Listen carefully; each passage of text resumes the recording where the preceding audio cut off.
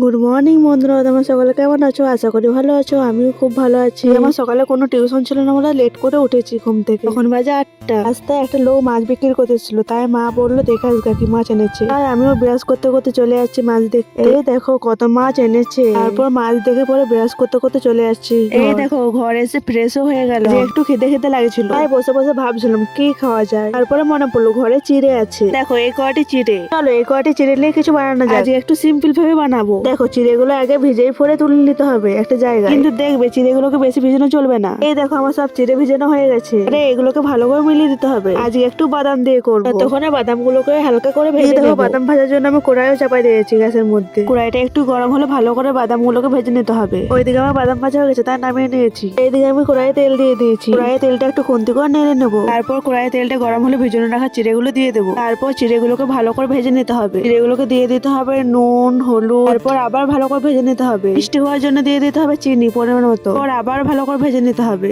এদিকে গ্যাসটা কমাই দিচ্ছি ভাজা বাদামগুলো ছাড়ানোর জন্য।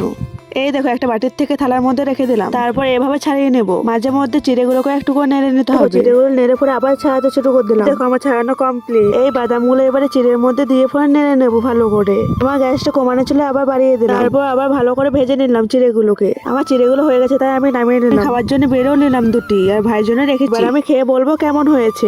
বন্ধুরা দারুণ হয়েছে। একটু কিশমিশ দিলে আরো ভালো লাগতো। তো বন্ধুরা ভিডিওটা এইটুকুই, দেখা হচ্ছে পরে ভিডিওতে। চ্যানেলটিতে নতুন হয়ে থাকলে সাবস্ক্রাইব করো। তো বন্ধুরা